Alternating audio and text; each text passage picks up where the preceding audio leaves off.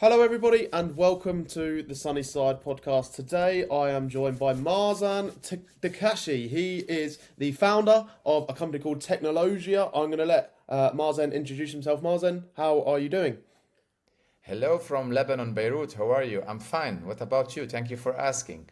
I'm doing very well, having a good day, having a good day. So, just obviously, I know who you are, but for the viewers and the audience, could you kind of summarize who you are, what you do at Teknologiia? Obviously, we've got quite a lot to unpack today, so it would be good to start with a bit of an overview. All right. I'm a computer engineer initially, with double major cybersecurity engineer. I used to work in a company here in Lebanon for 10 years, from 2000 till 2010, until I reached the position of a technical manager and a senior network security guy. I worked with a lot of international companies. I moved back and forth to Dubai, Abu Dhabi, Egypt, France, to get a lot of certification related to Cisco, HP, Palo Alto, and the other stuffs. In 2010, I took the decision to prepare my startup, which is Teknologiia nowadays, and I released from my old company. It was tough at the first time. I worked with my wife solely. She's a marketeer. Her profession is in Google SEO, the search engine optimization. We prepared our website and our stuff for LinkedIn and the other social media platform. And we rented a small office. We started together from 2010 till 2012. In that phase, I started working with her to get a lot of international frameworks licenses, such as ISO 27001, SOC 2, HIPAA for the hospitals, PCI DSS for the mobile application and e-commerce technologies, and at a later stage in 2016, the GDPR for the Europe as well.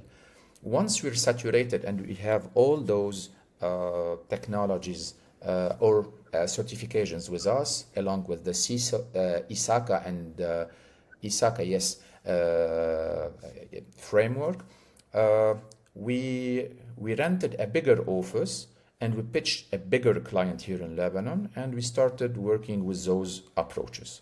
In 2020, we opened our first branch in the GCC. It was in the Internet City in Dubai, and now we are present there.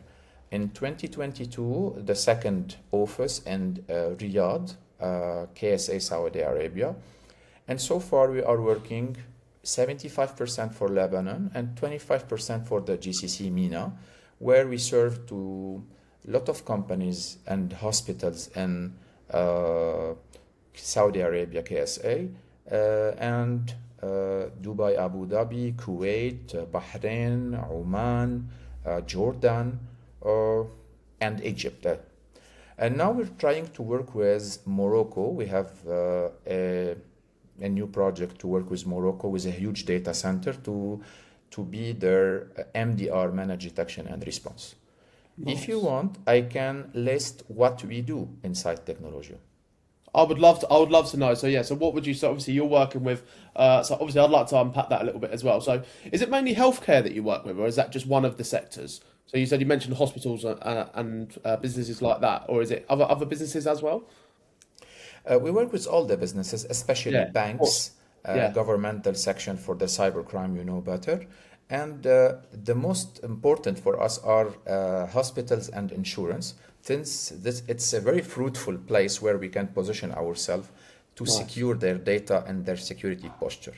So what we do three main pillars. The main Okay. pillar is the GRC services. What is the GRC services? This is a governance, policies and procedures. If you have the red light, you should stop. If you have the yellow light, you be stand Yeah. by, and the green one you will move. We will help people just to see if we can move forward to be compliant with the GRCs as well. So Yes. in that case, we help them to stick to a place or to a framework where we can see other people how we can manage their stuff. This is called governance, policies and procedures. We do the risk assessment. We prepare them for a business continuity plan just in case of a disaster, such a war, a fire, a water flood, and so on and so forth. So for that, this is the first pillar. The second pillar, you know better, in the region here, we are always eager to buy what is expensive. Give me the highest priced, the highest product, the highest Ferrari, the highest, I don't know how to say. So for that, they buy maybe Microsoft, maybe Cisco, maybe CrowdStrike, maybe other stuffs, and they used to maybe use basic things from those licenses. So what we do the technology augmentation. I will give you a use case. If you buy a Ferrari, okay, maybe you can use it. You put park, drive. Maybe you put your hand or and you use basic thing inside the Ferrari, since you used to work or to drive a Toyota Corolla, which is a very basic car and not a sports car or supercar. Yeah. Our main role here as a Scuderia Ferrari is to come to you, to train you how to get the full performance from this Ferrari and to augment your way of driving it. Where is the nitro to be pushed, and where is the cabriolet device for the car, how to drive it in a rainy place, how to drive it on the snow place, which minimum maintenance you should do before you start your road trip, and so on. So this is our role here, to augment any technology available in our client. Definitely the top-notch vendors in the world, such as mainly Microsoft, Google, Palo Alto, Cisco, and so on. So is this mainly for other businesses, or is it like a singular client, like a singular person that you would do this for? In Pillar 2, I mean. Yes, it's a teamwork.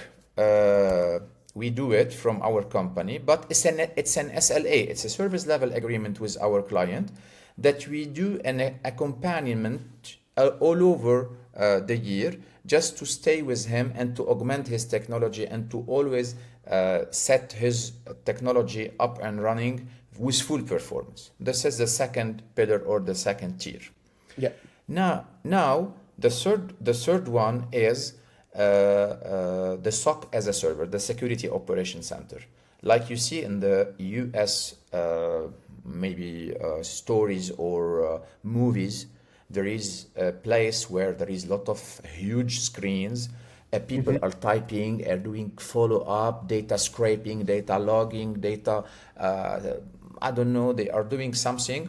Like they are monitoring maybe calls, voice calls, CCTVs, data transfer, data encryption, mail encryption, phishing email, doing maybe attacks, maybe stopping attacks. Our role here as Security Operations Center is to stop breaches, to stop attacks. So our client here in Lebanon are, as an example, maybe an e-commerce technology or a e-commerce platform, or we have a lot of governmental or banks here in Lebanon. So we overwatch their computers, their servers, their Wi-Fi, their CCTV, 24/7 by correlating and scraping all logs available, doing the analysis if there is malicious IP, malicious behavior, identity stolen. We monitor the dark web just to see if there is data leaked on the web, if someone is giving maybe a TeamViewer or an AnyDesk to someone outside the company, maybe to stop it, to overwatch the emails if there is scammed emails, scammed link coming to the WhatsApp if people are using their WhatsApp on the laptop as a web, like I'm doing now. So in that case, we're always monitoring 24/7. But here, I want to open a bracket to say that we are working on not an artificial intelligence, we are working on a decision intelligence, and this is we can talk about where is the benefits of the AI toward our cybersecurity services to protect people, and where is the inconvenient and the benefit for the hackers to use the AI to do those cyber crimes. So at a later stage during the podcast, I will highlight on the artificial intelligence and the decision intelligence, and I will focus on what is an agentic AI and not an AI. Okay? Okay, nice work. So let's unpack then. So you've got the three pillars. So does pillar one and pillar three, they kind of correlate? Do they all work as like a bit of like an ecosystem? Do they all work together, or would somebody just use one pillar of your services, if that makes sense? Or would somebody say if you does that make sense? If you had a client, would they have all three of the pillars, or would they just pick one to use, and obviously you provide the service? Okay. So far, 90% of our clients are working with the three pillars, but we start working step by step. Okay. A use case can be useful for now. If we penetrate a hospital in the KSA, they have 1K endpoint, 1K users. They ask to do a framework called PDPL or HIPAA to be compliant for data leakage, since we have a very famous people like the king of Saudi Arabia, the MBS, and so on. They are coming to this hospital for lot of stuffs to do. So the data is super confidential, and very specific people and doctors should see the results of those blood or radio or MRI and so on. So what we do here, if we start looking to the Bible, where the framework is available, no USB available. We will install a technology and augment it to stop USBs.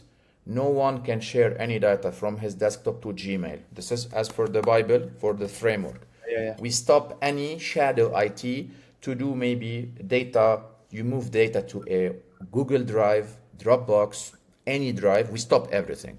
Data should be backed up with 1 year retention, just in case we delete a file, someone delete by mistake, we can recover the file as per the Bible. We apply it. So we are working on the GRC, augmenting the technology. Once done, after 2 to 3 months, we start overwatching. Is everything is working fine? So in that case, we alert people, watch out. Kevin is trying to maybe put a USB. We stopped him. Maybe he's trying to, he was using to put this USB to, maybe he has a music for Michael Jackson. It's an older music. You can find it on the net. It's cool. It's a false positive. Sometimes we stop breaches, big breaches coming maybe from an external intruder and sometimes from internal intruders. By the way, the computer and the devices and the phones are never been hacked.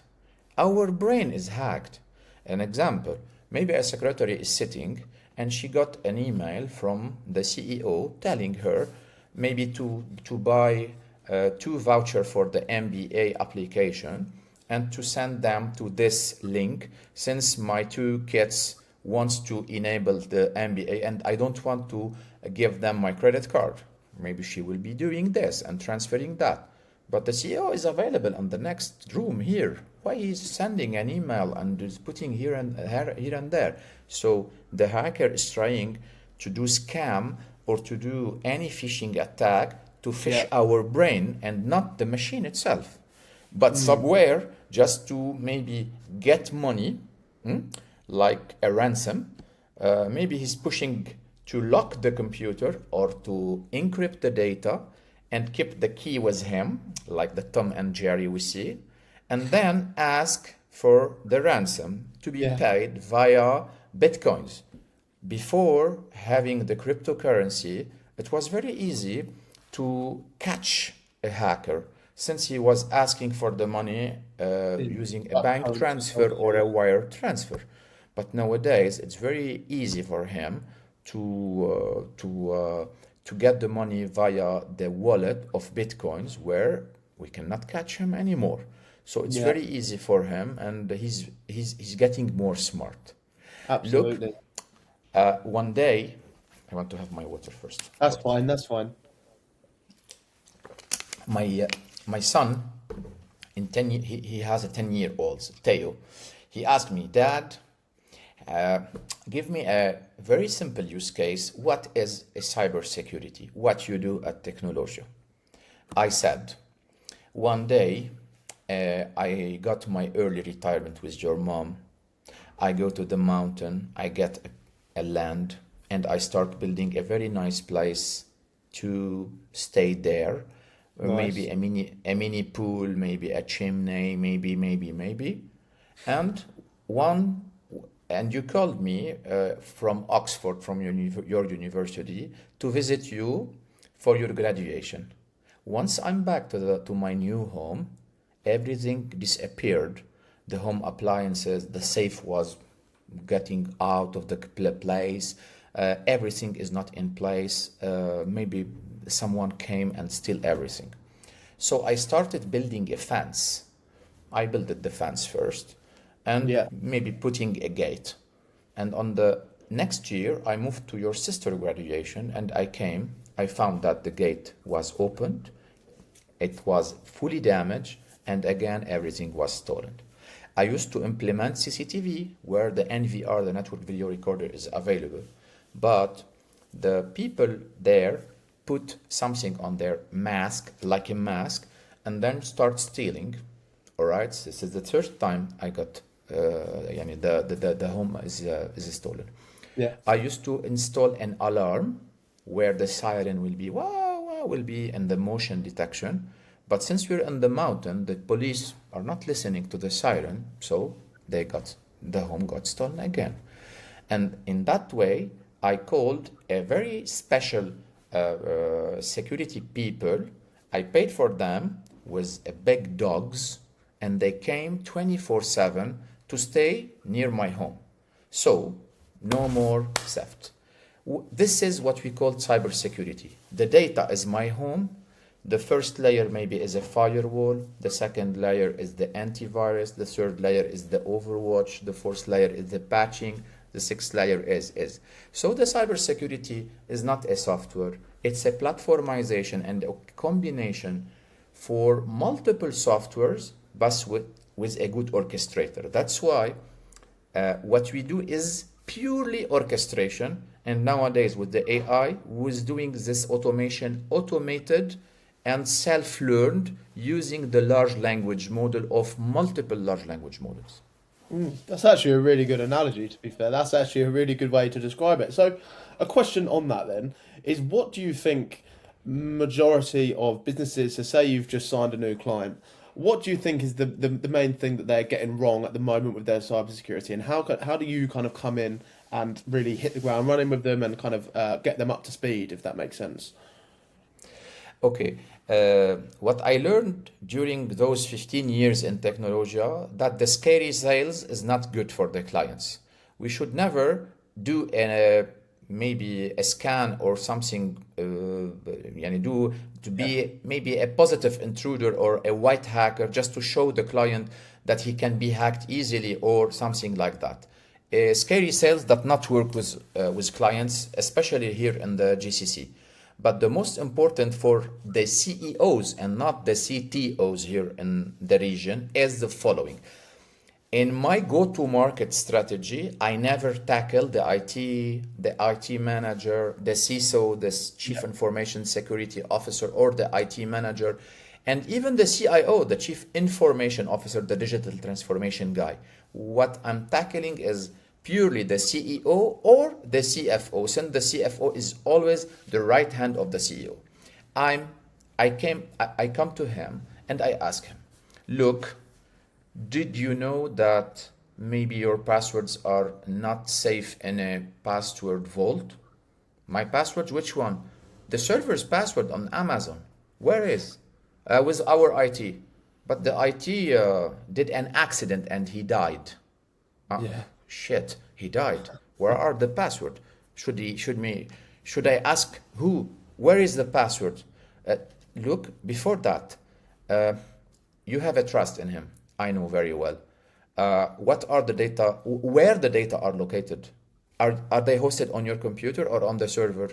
Do you have another copy, a shadow copy? Outside the country, here in Lebanon, we have a war. Do you have another copy, maybe in Paris, in Virginia, I don't know where? And this is maybe a smart, scary sale that I'm doing, but not tackling to maybe do a bridge and show him, look, you're very weak in security. I ask him in that way, he will say, what do you want me to do? I will tell him, simply call your IT to coordinate with me. I will work as per the Bible of the GRC of ISO, and you will be compliant. Look, Nice. here in Dubai, where I have a car, if each year I want to pay for the fees and taxes for the car, for the registration tax, and for the each year I pay for the mechanic. Yeah. So there is a place where they do the check. Tires are good, lights are working, the CO of the, I don't know what, the exhaust is working well, do you have the raining place, and so on and so forth. And then they will give me a green paper that my car can be, that Yeah. I can pay Actually the go on then, mechanic. Yeah. Yes, Yeah. definitely. I'm doing the same for the client just to see if he's compatible to the international Bible or the rules of the ISO 27001, and he is safe. Moreover, I'm asking always the CEOs and the CFOs, do you know what is your RTO, the restore time object from an attack? Example, if you got hacked now, how many money you will lose? Huh? I will lose. One time I asked people here, they are doing real estate. I Yeah. asked Mr. Maroon, I told him uh, if we got hacked and the servers are down, you will lose money? He said no. I told him why. He told me the more and the most the crane is working inside the buildings, I'm working fine. It's not computerized, and it's working on the petrol. I told him, all right, I moved to the data center and I detached the internet from the firewall so everything goes down. No more purchase order, no more maybe trucks going back and forth, and the crane stopped working since no commands are coming from the engineers. Yeah. No AutoCAD are working fine, no approvals are coming via emails, and they start moving inside the company's 500 users. No internet, there is no data, the Oracle is down, the emails are down. So they cannot sustain. Maybe each hour can cost them more than 40K US dollar if they are down. So this is very important to ask the client, what is your disaster recovery plan? Just in case you don't have maybe internet, maybe don't. If you remember, maybe 2, 3 weeks ago, Amazon was down in Virginia, and a lot of things stopped working all over the globe, in Lebanon, in the GCC, and in the Europe, and definitely in the US. Yeah. So maybe those things really happens. That's why we should be always very cautious. Absolutely. So you've obviously got a really good track record. Obviously, you're a big expert in the space. So you've been going for 15 years. You say you had zero. So your clients have had zero breaches over how many? Over 160 clients. Is that right? Yes, What's the secret? 165 plus. What's the secret behind that then? Because obviously a lot of businesses that do similar things to you can't say the same thing. So what do you think is kind of the differentiator from you compared to other businesses in your industry, if that makes sense? Okay, the secret here is three things. The first Yeah. thing, the vendor selection. If you want to compete a Ferrari, you will never go to use maybe a car called Shanghang from the China. You should go Yeah. to maybe a Maserati, or maybe you will work with a Lamborghini or the Yeah. other people that compete, or the Audi RS, or something similar. So you don't go to a Chinese, or with all due respect to the other people, but you don't go. So the vendor selection is our first success story, where we selected the top three Gartner people, where FDC people and the IDC people, they are certified We chose CrowdStrike, where George Kurtz did a great job. He's implementing the data center of the CIA, Facebook, Google, Yeah. AWS. They are the Mandiant are also client for CrowdStrike. So this is the first endpoint detection and response. This is our first pillar where we can stand and start working with our client. The second cybersecurity pillar is Palo Alto, where we have the next generation firewalls, the smart switches, and the other maybe orchestration technology and playbook where we can start doing or knowing the indicator of attack and the indicator of compromise. The third one is Cisco, and the most important is the ecosystem of Google and the ecosystem of Microsoft. Microsoft has a very nice EDR, endpoint detection and response, which is a next generation antivirus where they are working well, and they are competing with CrowdStrike and Palo Alto. So when the vendor selection is good, we're good.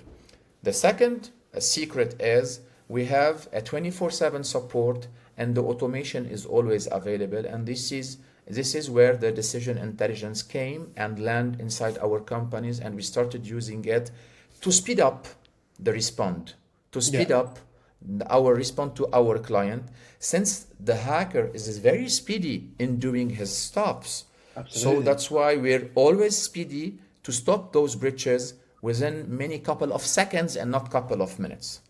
This is the second thing. The third thing is that we used to combine a lot of technologies to get one result inside one platform where everything is very important, starting from the next generation firewall, the segregation of duty inside the company, the patching for the machine, and the most important, the awareness for the staff. We do social engineering awareness session each month inside each company. We do a phishing simulation just to see the scoring if they are clicking or not clicking. We send them a lot of link or and videos, short videos, just to see that maybe WhatsApp should be patched immediately since there is a 0-day attack. So the secret is three things: vendor selection, a very good support 24/7 where eyes are always opened, using the decision intelligence slash large language model to learn our technology, how to respond fast to the attacks. And the third thing is the platformization, where we combine those technologies and we always alert and aware people. Nice. So let's break down the decision intelligence thing then. So what's kind of, you mentioned earlier about the difference between normal AI, agentic AI, and obviously your decision intelligence. So just for somebody who's maybe not as clever as you are on the topic, as somebody, if you was to break it down into simple terms, how would you kind of describe all of them things that we've just spoke about? So AI, agentic AI, and like the decision intelligence that you are speaking about now. Okay, so far, once the AI is available, I can give you also a use case regarding the AI. Think about a huge place or a huge library where you have a lot of books, lot of big books for big people Yeah. available. And you have something like you, super wise, super smart inside this library, and he started reading all those books. This is called the large language model, Yeah. where Amazon, they have the Bedrock large language model, their own model. The OpenAI, they have ChatGPT, Gemini for Google, and Copilot for Microsoft. And China came with the other side to use their large language model. Microsoft intervened here, and they start the Azure large language model, and so on and so forth. Okay. So think about you have 4 or 5 friends, and you start reading back and forth, and each of you have a mindset. If you read maybe about a Ferrari car, if I ask you the question, you say starting 60 miles, the second turbo will be on. Yeah. If I ask your friend, he will say The nitro is always available to be pushed at 100% mile, but the second turbo again is different in a different way, but the same result is available. But where is the problem here? No one of you is very focused to one item. You're always generic. You're always generalist. You're always generic. All right? Absolutely. The people came here and they asked, if I'm a cybersecurity guy, why should I ask maybe for plenty of things? How to do burger, how to do a car, what should I take if I'm I'm sick? You see, so that's why they started using agentic AI, and here they started for each industry prepared. They prepared a mini AI. Think about Grok of the X Yeah. is super focused on X tools. You see, maybe the politics things, maybe the something general about the platform itself to do maybe. Are you really working on this? Did Mr. Trump do this, do that? Did Tesla do this and that? But this is very focused. So that's why we have the agentic AI.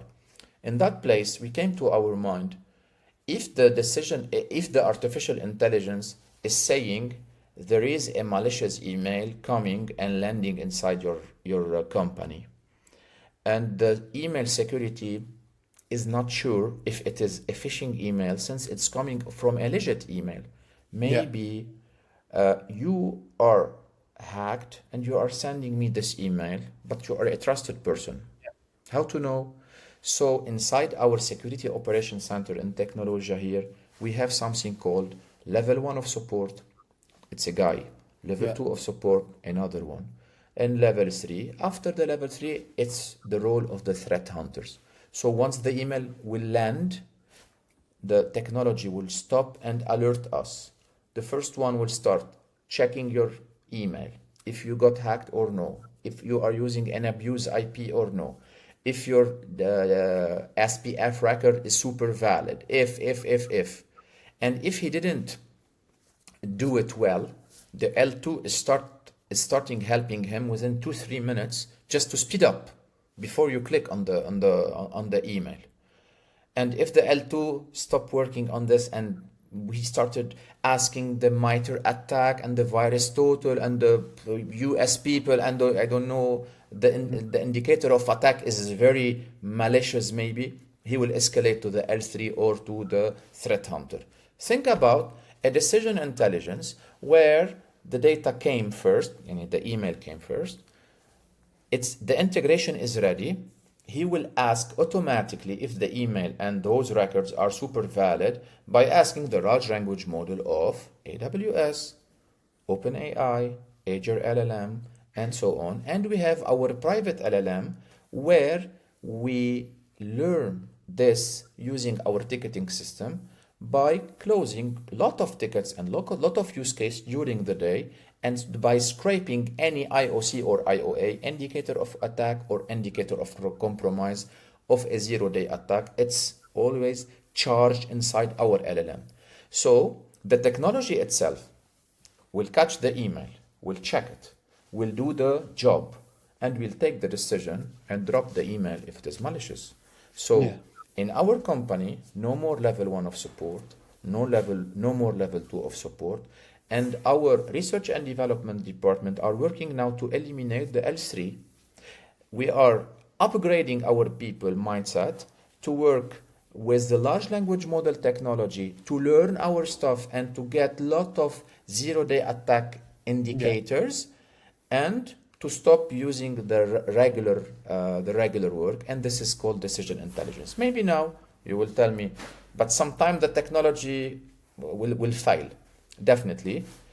From 124 ticket today, the decision intelligence took a very good decision for 115 or 114.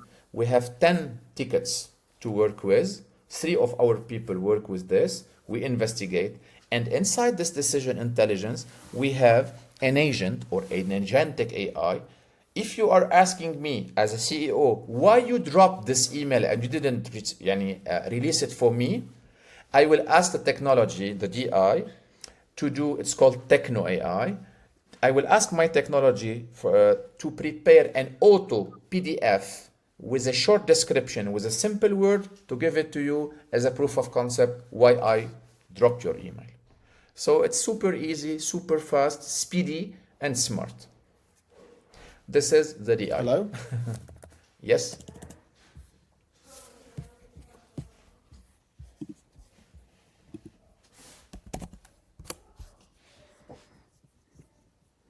Hello?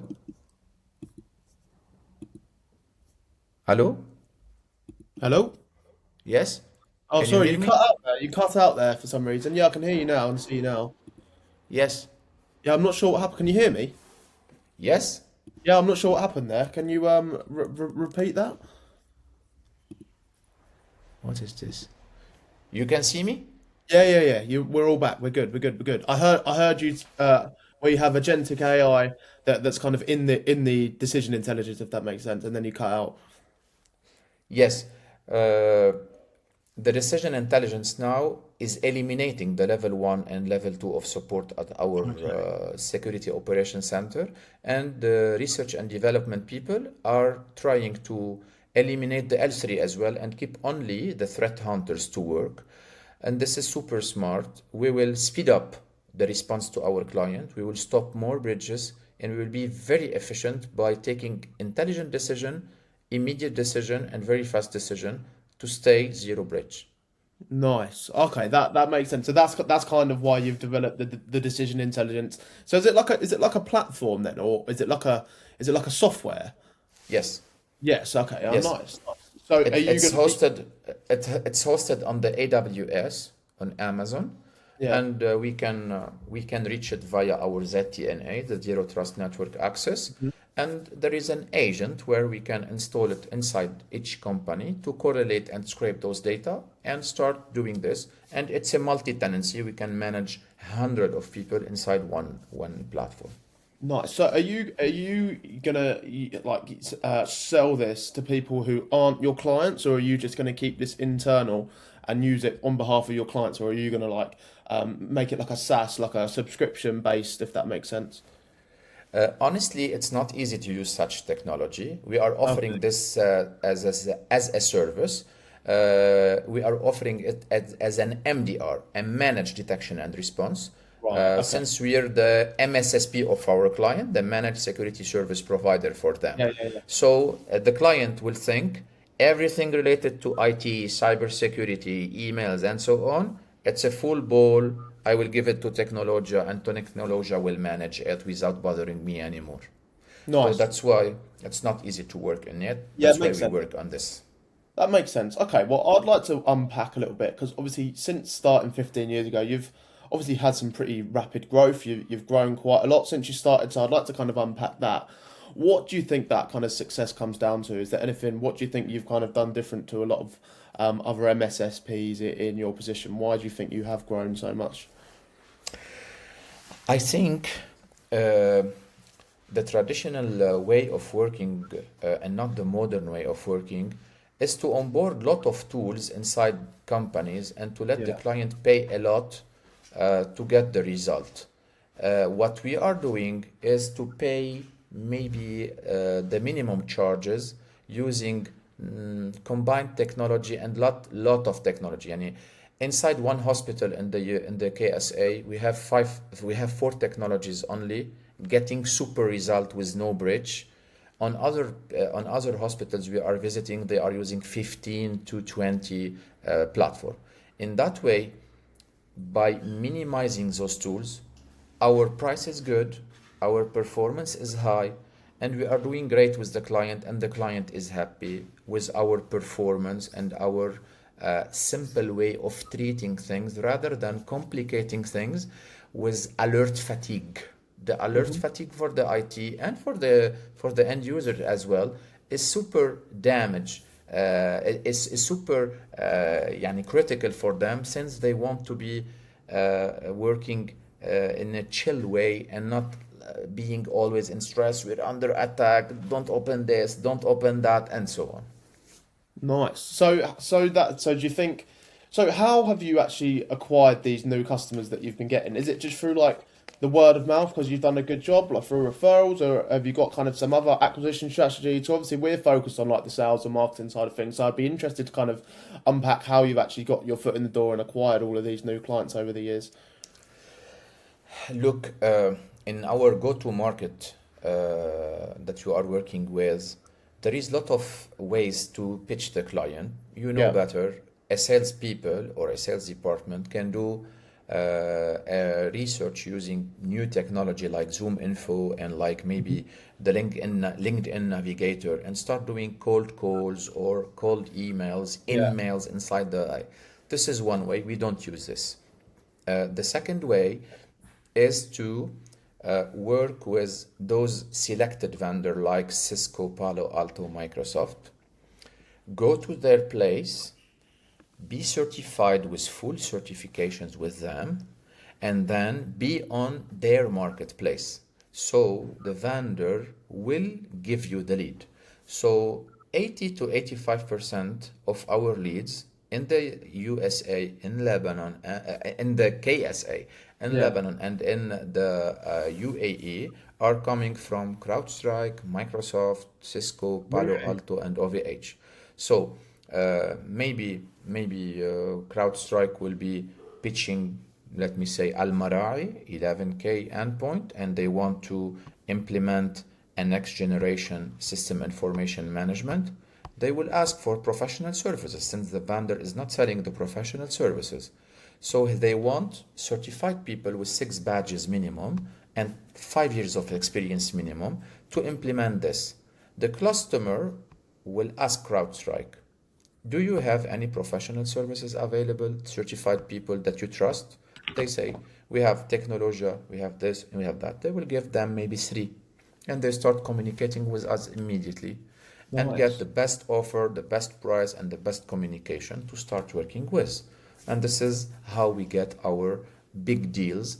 And definitely, the word of mouth is super good. Our PR is good.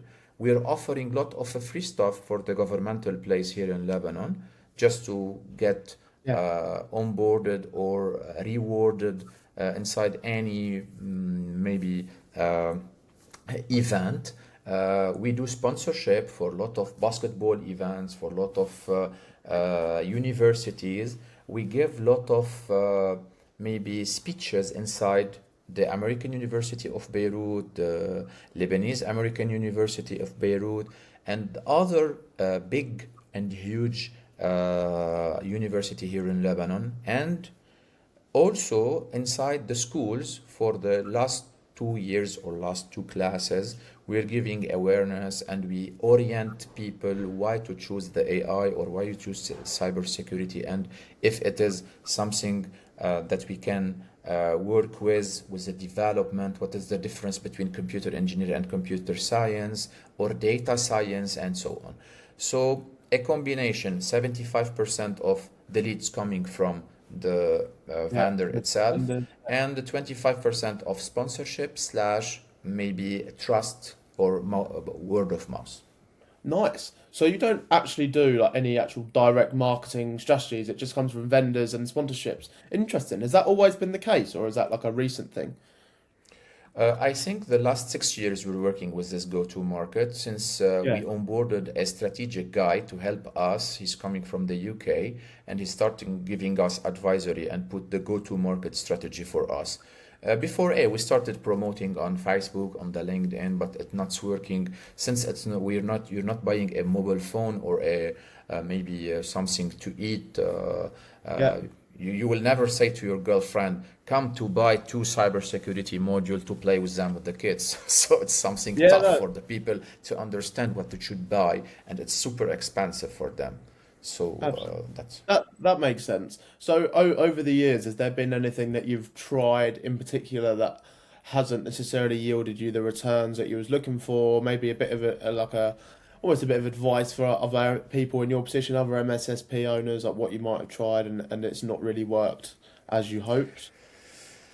As I told you before, the scary sales. We tried the scary sales in Lebanon here in So scary sales 2015. meaning you try and like scare them into buying, basically. Yes, Yeah. maybe we Okay. tried to penetrate their emails from outside without Yeah. doing damages, taking screenshot from their mailbox or trying to maybe penetrate their websites, maybe adding a page where we say Teknologiia is here and maybe doing some stuffs like that or sending maybe a malicious email where the client will Yeah. say, ah, this is legit, and they click and they say, you got hacked or something like that. But it's not working. We lose lot of partnership. We lose a lot of client using this way, and it wasn't working well. And then Rami came, and we start working on the new strategy, and where he asked me be certified from lot of maybe top-notch companies in the world, and then they will post you on their marketplace, and it's working fine. Nice. That's interesting. That's a really cool story, to be fair. So, going into 2026, what are your kind of plans? I mean, I take it you're looking to grow some more, or Yes, definitely. Now we are trying to find a venture capital to inject money inside our company, and okay. that's why we onboarded one of the big four to do the due diligence. And the due diligence is now ready for the venture capitalism for the VCs. The company is highly rated since the coefficient of the EBITDA is 11. So the turnover and maybe net profit, you will multiply them by 11, which is a very good number for a company like us Absolutely. here in Lebanon. So we are waiting for the venture capitalism to come. We have two, three options now. Once we have the money, we will buy a new office, a bigger office. We will develop our DI to be more efficient. We have lot of plan to create a new agentic near the decision intelligence, where we will automate the risk assessment that we do once we visit the client for the first time. Nowadays, we have our tablets.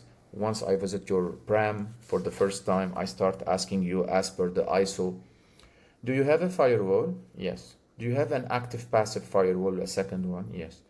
Is it Palo Alto or FortiGate? Ah, Cisco. Okay, it's Cisco. Is that Cisco Meraki 60X? Ah, okay. So back and forth. Think about maybe a virtual machine or a device, maybe a Raspberry Pi inside in a box. I will put it inside the network after signing an NDA for you, and the agentic AI start scanning the network immediately and giving me immediate security posture score. Your security posture is 11 on 20. What is urgent to do is to stop the VPN coming from outside to inside, or to stop whatsoever, to patch this and to patch that. This is super urgent. The important is to move your email from the Microsoft Exchange on-prem to the online E3 from Microsoft Office 365 and so on. Start implementing this, start implementing that. So after the VCs are available and the money is available, we will start developing this kind of agentic AI. And for the 2027, we have a plan to do a private large language model for each company, where Nice. we can maybe visit, say, Al Marai, where they do maybe yogurt or they have cheese. And we start maybe reading data from their IoT devices, from their OT devices. Think about a machine doing chips, putting the potato and then maybe washing it and then cutting it and then doing the blending with the salt or with the vinegar, and then think about that you do cost augmentation or cost efficiency or cost optimization when you read those data inside this, and you say you're spending a lot of time by having the potato there. Don't put the electricity. You should put the solar panel. Don't put the battery there. Put it here. You will have more efficiency and you will get more productivity for the potato chips. Think about something like that. So we have a lot of niche idea that we can develop, but we need the money. We have our brains ready. We have the team is ready. We should have more developers, but you know better that developers are like the gold are Yeah, are absolutely. super expensive, but we have the will. We have the will. Nice. Well, that it's been a really insightful conversation, Mazen. Genuinely found it really interesting to hear what's going on. So, just for the audience and the viewers, I mean, if they do want to get in touch with you and kind of learn some more about what you guys do at Teknologiia, how could they get in touch with you? It's very easy. Our website is available online, teknologia.com, and our LinkedIn as well for Teknologia. Definitely, they can find our numbers, our hotlines inside the website. As for me, Mazen Daccache, like it's written inside here in the screen, my LinkedIn is available. Inside the LinkedIn, there is my phone number, my personal number. They can text me on WhatsApp, maybe an email, and so on. And it's very easy. They can Google us. One day maybe say SOC as a service in the Yeah. GCC, SOC as a service. They will find us technology as we're working on our SEO to be in the top, maybe top 5 ranking. Nice. Voila. And for the Well, VCs, they can call me immediately with yeah, the they money. need to And call you, don't they? Absolutely. Well, no, it's been a pleasure, Mazen. I really appreciate you coming on. likewise, I enjoyed talking with you.